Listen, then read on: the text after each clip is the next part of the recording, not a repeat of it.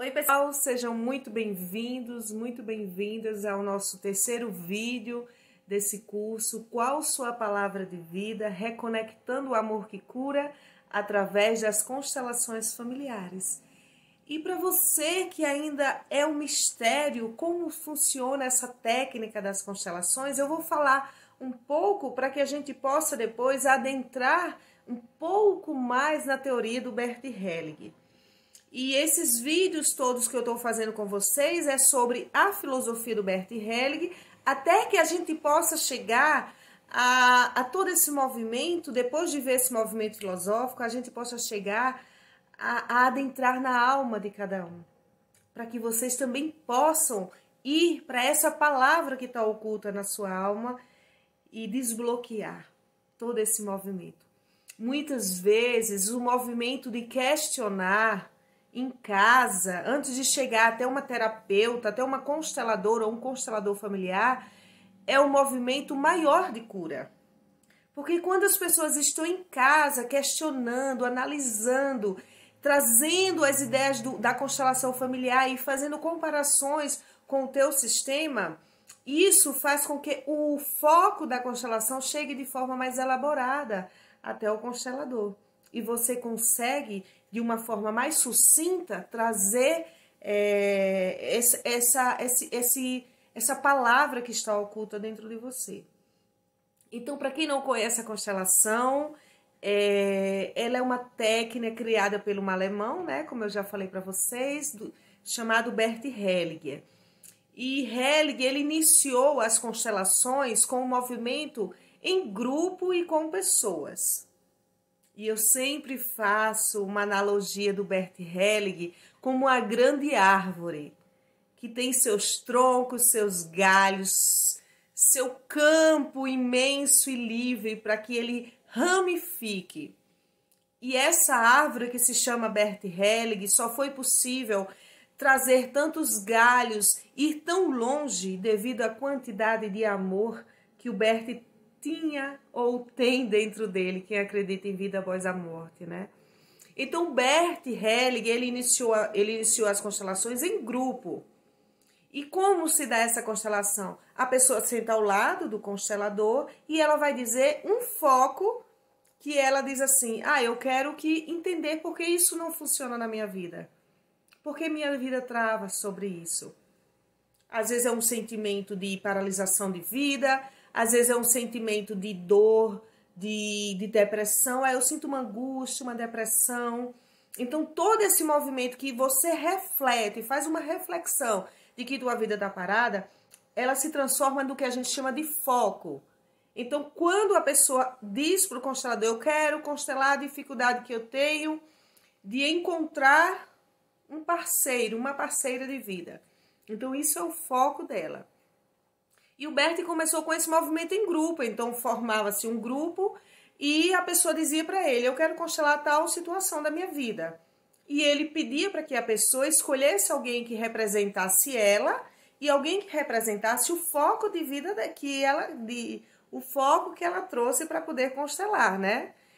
E esse movimento de sempre trazer o você e o teu foco, eu sempre entendi isso em termos da filosofia como aquele movimento de que nós não somos vítimas de nada.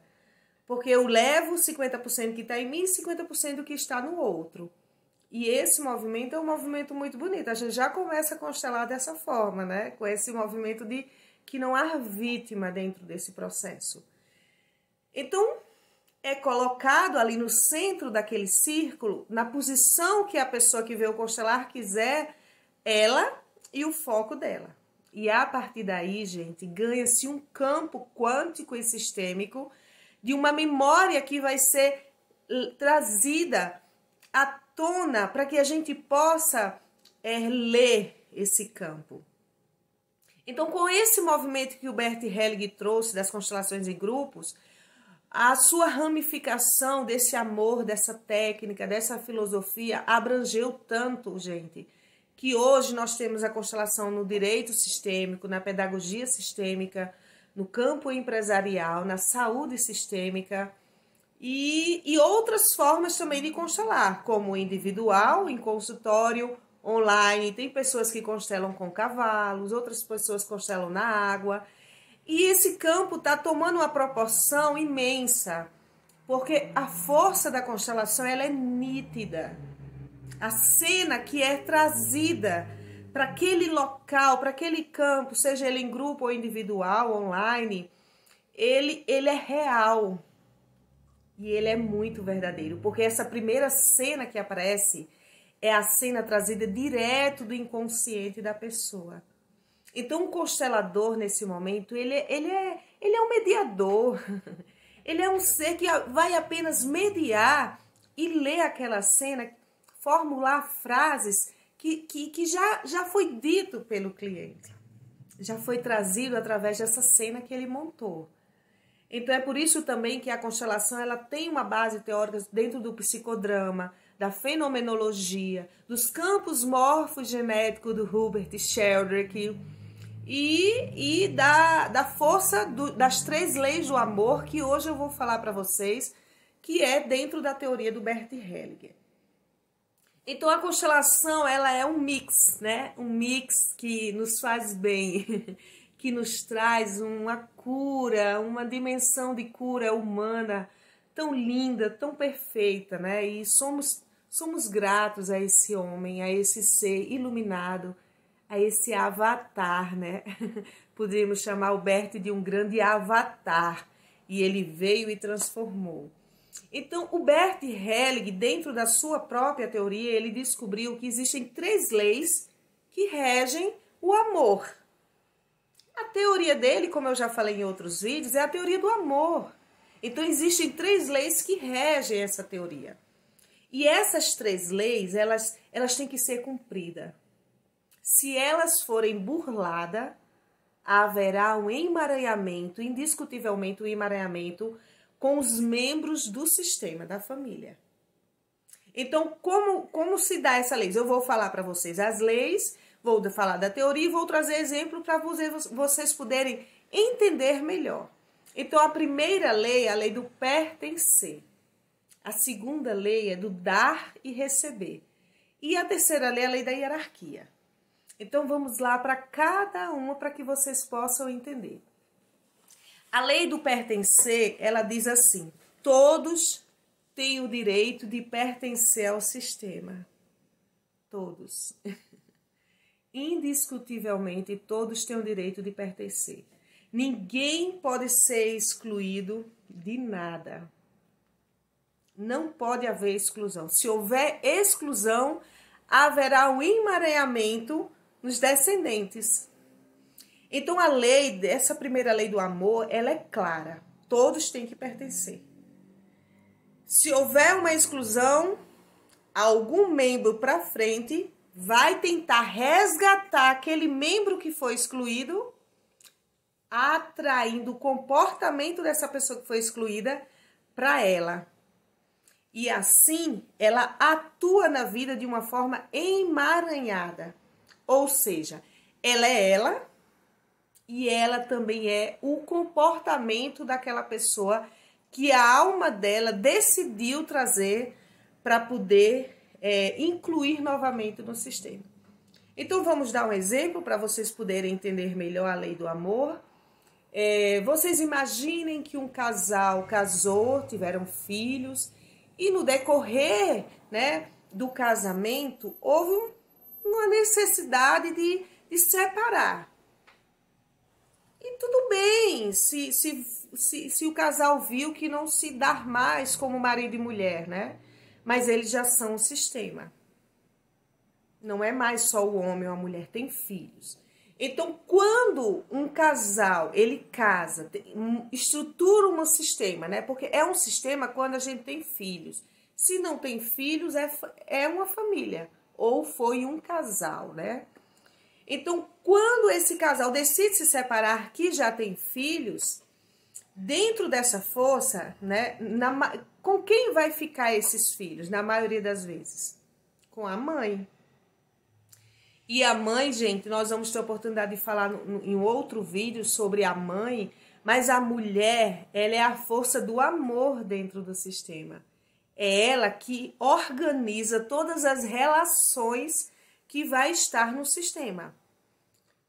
Quando essa mulher decide que ela honra esse homem que ela casou, ela faz com que os filhos amem esse homem do jeito que ele é.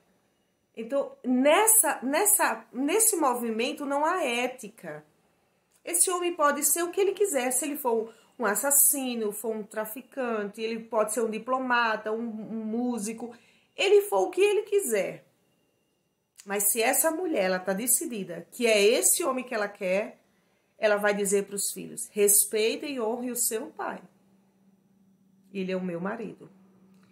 Agora, no processo da separação, em geral, o casal sai com brigas, com discussões, muitas vezes traições, né?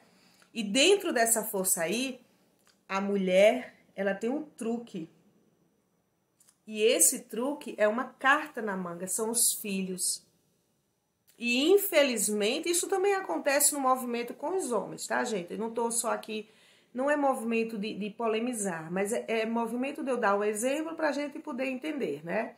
Então, quando a mulher sente que, se ela saiu de uma relação com muita raiva daquele homem, ela coloca, ou a mulher ou o homem, né? Ela coloca os filhos como carta na manga. Então, se ela disser em algum momento, de alguma forma, seja de forma agressiva na voz, seja de forma suave, seja de forma silenciada. Eu já peguei constelações que a mãe nunca falou mal do pai, mas os pensamentos dela estavam totalmente raivoso contra aquele homem. Então, se a mãe ela tem uma percepção, um sentimento, ela emana isso através da energia dela para os filhos, que esse homem não é bom, então todo filho ele tende a se ligar mais no olhar da mãe. Por quê, né? Porque nós somos frutos, claro, de 50% do nosso papai e 50% da nossa mamãe. Mas qual é a diferença? Então, isso daqui é genética, tá? Não tem como, Elisângela, ser diferente. Não tem como eu ser 49% do papai e 51% da mamãe. Não, amor, não tem. É genética. 50 e 50, é meio a meio, 50-50, tá? Então, mas qual é a diferença? É que eu morei dentro da mamãe por um tempo. E essa morada no útero dela fez que todo filho crie um vínculo com a mãe. É um vínculo inconsciente, um vínculo de memórias, um vínculo até simbiótico mesmo, né? Então, se a mãe, de alguma forma de expressão, diz para o filho que o pai não é bom, o filho, gente, ele só toma um movimento dentro dele. E é esse aqui, ó. Mamãe, em tua honra, eu excluo o papai. Em honra a você que me sustentou, eu excluo o papai. E esse filho faz esse movimento de forma consciente e ao mesmo tempo também inconsciente. E ele se vincula mais à mãe. Quando ele faz isso, ele exclui o pai dentro dele. Toda vez que a gente toma partido, a gente exclui o nosso pai. Toda vez que a gente toma partido por alguma coisa, a gente exclui outra. Então, quando esse filho, ele de forma consciente, ele verbaliza: o meu pai não é bom, o meu pai não presta, o meu pai traiu a minha mãe, né? Ou então minha mãe traiu meu pai, ela não é boa. Ele faz um movimento dentro dele de quebrar essa unicidade que nós somos. Essa coisa única, nós somos a junção, a união do nosso papai e da nossa mamãe. Então, quando o filho faz isso, ele exclui o pai. Quando ele exclui o pai de dentro dele, aí ele vai para a vida caminhar. Lembra daquele amor que eu falei, segue emaranhado, uma força que nos puxa para frente? Que é a força da vida. Esse filho, ele vai, porque a vida vai puxar essa pessoa. Só que vai chegar um determinado momento lá na frente que a alma dessa pessoa não vai conseguir sustentar tamanha exclusão. Porque ele não está excluindo um tio, um vizinho, um amigo da mãe dele. Ele está excluindo o portal de vida dele. ele está excluindo 50% de quem fez ele. Então, o que é que essa alma vai fazer? A alma não tem fronteira, né? A alma é igual a música, né? Música é a mistura das bandeiras. O amor não tem fronteira, é meio de inspiração. Então, a alma não tem fronteira. A alma vai lá nesse pai e copia um comportamento desse pai, traz para dentro desse filho. Nesse momento, gente, o filho escreve uma frase oculta e em segredo, dele mesmo também, tá? E é nesse momento que a gente escreve nossas frases ocultas da nossa alma. E essa frase, ela é escrita mais ou menos assim, né? Papai, já que eu não posso dizer na frente da mamãe que eu te amo e te honro, então eu copio o teu comportamento. E assim, papai, você volta a pertencer a essa família. Nesse momento, o filho está emaranhado. Ele tem a força verbal de dizer, meu pai não é bom, eu não vou para a casa dele. E ele age igual ao pai. Mas ele fez isso em honra a quê? A primeira lei do amor, ao pertencer. Então, o pai desse garoto, dessa garota, tem o direito de pertencer. E como é que é pertencer? É morar junto? Ele diz, não, não é morar junto. É a gratidão que ele tem que ter ao portal de vida que esse homem foi. A esse 50% que esse homem foi para a vida dele. Então, quando ele toma a força de forma secreta e oculta, ele honrou a mãe dele. Disse, ó, mamãe, eu tô aqui verbalmente dizendo a você que o papai não é bom. Mas de forma inconsciente ele traz o próprio comportamento para ele, do pai para ele. Gente, e infelizmente, na maioria das vezes, esse comportamento que é copiado do pai, ele não é o comportamento bom.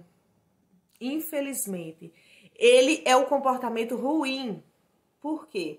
Porque ele está ligado através da dor. O filho se ligou pelo pai através da dor. Então, se o pai tem vícios de álcool, se o pai tem depressão, se o pai tenta suicídio, se o pai é muito mulherengo, eu falo pai ou mãe, tá, pessoal? Se o pai, ele deve muito, então, ele pega um ou mais comportamento através dessa memória sistêmica familiar e ele traz para ele. Isso tudo secretamente, tá? Então, quando isso acontece, que ele traz, vamos supor que ele trouxe o vício do álcool. E o filho traz o vício do álcool para ele, e ele, quando cresce, vai trazer essa fonte do álcool, né? Então, aí, vamos usar esse termo assim, o caldo engrossa. Porque aquela mulher, a mãe dele, que teve muita raiva daquele homem, e que decidiu que o filho iria ser diferente, e para que o filho pudesse ser diferente, ela disse, eu vou dizer que o pai não presta para ele não se espelhar nesse homem. E tudo isso virou o contrário. Tudo que a gente nega, exclui, toma posse da gente. Tudo que a gente concorda como nos liberta. Né? Então, quando o filho faz esse movimento, que a mãe vê o filho igual ao pai, essa mãe começa a ter o quê? Raiva desse filho. Porque ela diz, né? Nossa, eu tive tanta raiva daquele homem, me esforcei tanto para deixar aquele homem e tô com uma criatura aqui igual a ele comigo. Então, esse movimento aí é um movimento de um emaranhamento profundo, porque a mãe também tem que buscar separar dentro dela quem é o pai, quem foi o ex-marido e quem é o filho que ela sustentou no ventre, que ela deu a vida. Honrar esse pai dentro dessa criança, né? Dizer para esse filho, filho, você é fruto do que eu vivi de bom com o teu pai. Então, agora eu acolho dentro de você os seus 50% que você tem do seu pai. E tudo que eu vivi com o seu pai, deixa comigo e com ele. Nós somos grandes filhos. E a gente vai resolver tudo isso do nosso jeito, né? Então, quando isso é resolvido assim, por uma força adulta, o filho se sente livre para amar o pai e ele larga, ele devolve para o pai o comportamento dele, certo? Então essa é a primeira lei do amor, pertencer. Não adianta, gente, não adianta excluir quem você acha que não deve pertencer à família. Se é do teu sistema, tá todo mundo, ó, ligado, grudadinho numa mesma corda, tá? Unidos numa mesma corda, né? Então, esse é o movimento da primeira lei do amor, do pertencer. A segunda lei do amor que Bert Hellinger nos traz é a lei do dar e receber. E essa é uma lei muito linda, muito linda. Antes de eu falar dessa lei, lembrem sempre que todos esses primeiros vídeos são os vídeos que vocês vão entender a filosofia do Bert Hellinger, para vocês irem aos poucos degustando esse vídeo, escutando, reescutando, para vocês irem fazendo esse movimento para dentro de vocês e dizer, ah, isso daqui tem a ver com a minha família, ah, esse outro exemplo que a Elisângela trouxe é o exemplo da minha família. Então, todo esse movimento filosófico que nós estamos fazendo agora nesses primeiros vídeos sobre a lei do Bert Hellinger, sobre a filosofia dele, são os movimentos que vocês vão adentrar dentro do sistema para vocês irem aos poucos localizando aonde está essa frase que está escrita na tua alma, que ela está oculta. E é a frase que paralisa a vida, né? Então, voltando. Então, essa segunda lei, que é a lei do dar e receber, é uma lei muito profunda que o Bert Hellinger nos deixou. E a lei do dar e receber diz assim: os nossos pais nos dão a vida e nós recebemos. Essa é a força. Então, o Bert, ele diz assim, que os nossos pais só têm essa obrigação, nos dar a vida. E essa força de nos dar a vida é o sim, é o grande portal de vida que esses pais se tornaram para a gente. Então, foi através do sim de Deus que eu pude existir. Foi nessa conversa com Deus que eu pude dizer, eu quero ir, deixa eu ir, é hora de eu evoluir um pouco mais. E com esse sim que primeiro vem de Deus, eu entro dentro desse portal para chegar aqui até o planeta Terra, que é o papai e a mamãe. Então essa nossa existência, essa nossa vinda para cá, é o maior presente que a gente pôde ganhar. É a grande oportunidade de espiritualmente nós evoluirmos. Então, quando o pai e a mãe dizem sim para essa vida, seja em qualquer circunstância que eles disseram sim, seja um sim depois de um abuso, seja o sim depois que a mãe viu que foi deixada, foi traída pelo marido, ou a mulher viu que foi traída pelo homem, né? Ou o homem foi traído pela mulher. Então, seja o sim que ela viu que era o momento que ela perdeu o emprego, mas ela disse, mas eu estou grávida e essa criança virá. Então, todos esses sim, nas circunstâncias de cada um aí de vocês, tentem ir buscar uma percepção, uma memória do sim da mãe, do sim do pai, nesse exato momento que eles disseram, ela vem. Onde come 5, come 6. Aonde eu amo 5, eu amo 6. Então, esse é o primeiro sim, é o sim espiritual. É o sim que os nossos pais disseram a Deus, a essa força suprema, a essa consciência suprema e maior que rege todos nós aqui. Então, esse sim que os nossos pais nos deram, ele é maior do que qualquer força emaranhada e sistêmica e humana que os nossos pais atuaram conosco. Com essa frase que eu falei para vocês, eu trago a força de que os nossos pais, eles têm uma força divina e uma força humana. A força divina dos nossos pais, gente, é a força aonde eles dizem esse sim para Deus. E a força humana é a força do que a gente recebeu que não foi tão bom às vezes, né? Tem muita gente em consultório que eu pego que dizem, ah, Elisângela, eu sofri abuso da minha mãe ou do meu pai durante 5, 6, 7 anos. Ah, minha mãe disse que meu cabelo era ruim o tempo todo. O meu pai nunca esteve dentro de casa, nunca esteve presente. Então, esses movimentos humanos são os movimentos humanos dos nossos pais, né? Então, isso sim, isso é a força da lei do dar e receber. Então, ser grato a esse primeiro sim é a maior gratidão que a gente pode ter na vida. A terceira lei do amor é a lei da hierarquia. E Bert nos diz assim, que existe uma hierarquia nos relacionamentos humanos. E essa hierarquia é de quem chegou primeiro na vida. Então, os nossos pais, por isso que os nossos pais são os grandes e nós somos os pequenos. Porque eles são grandes porque eles chegaram primeiro. E dentro de ter chegado primeiro, eles estão acomodados numa força de dor, de amor, de fluxo, de paralisia, né? Então, a gente também precisa respeitar essa chegada deles primeiro e dizer, mamãe, eu deixo que você reaja ao papai no tempo que você conseguir. E agora eu ganho força para o meu fluxo de vida. Então, o amor, a lei da hierarquia é essa lei da gente olhar os nossos pais, os nossos antepassados como os primeiros, como os maiores. E nunca tomarmos pra gente o que a gente vê e acha que deveria mudar na vida deles ou resolver na vida deles.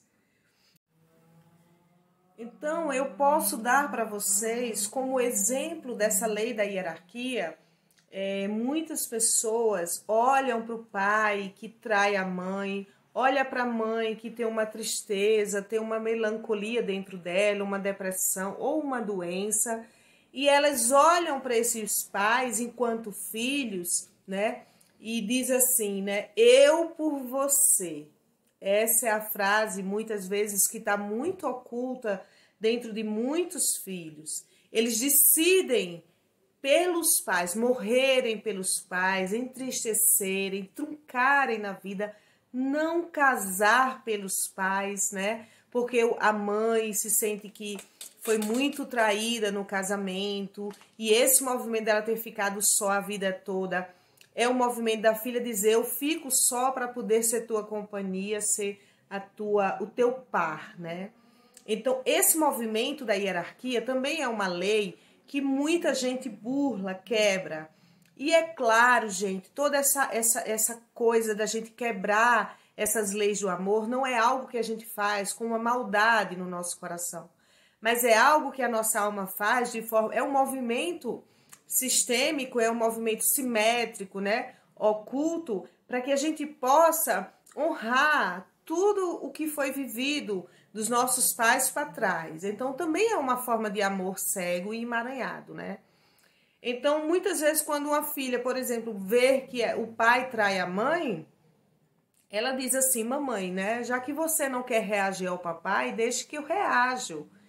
E quando ela toma esse movimento, como é que ela quebra essa lei da hierarquia? Como é que ela burla? Assim, gente, ó, vocês imaginem que aqui são os pais de vocês, são os grandes, o portal de vida. E aqui é o filho. Toda a hierarquia entre pais e filho é essa. Então, quando os pais dão a vida para os filhos, eles recebem.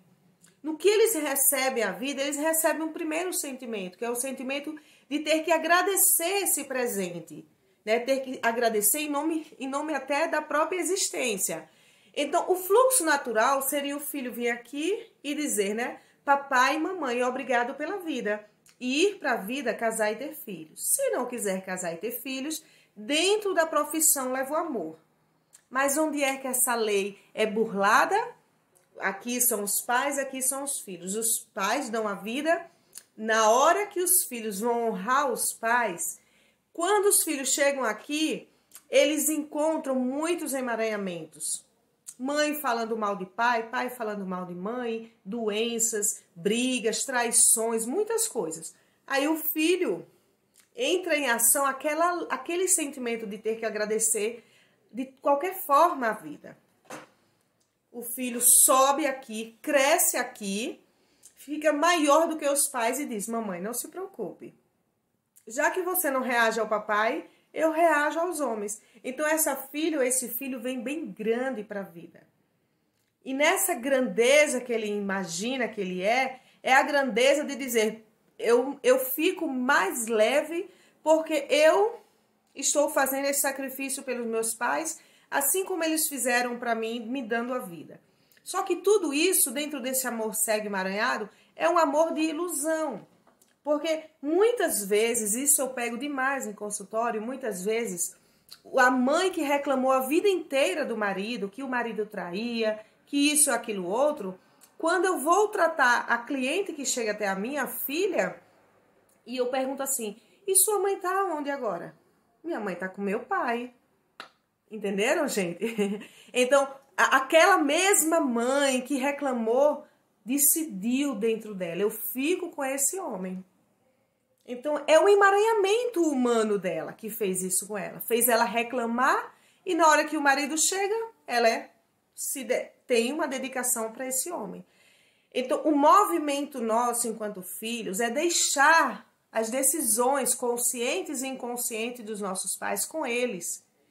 E dizer, né, eu sinto muito se você quer ficar assim, mamãe. Eu sinto muito se você quer ficar assim, papai. Me dói. Mas eu preciso ir, é necessário seguir adiante. Então é isso, gente. Essas são as 3 leis do amor do Bert Hellinger. E nós vamos falar um pouco mais na frente em outros vídeos. A gente vai estar sempre recorrendo a essas 3 leis, porque ela é a base de toda a teoria do Bert Hellinger. Então nós nos encontramos no 4º vídeo. Espero que vocês estejam gostando e até breve. Tchau, tchau.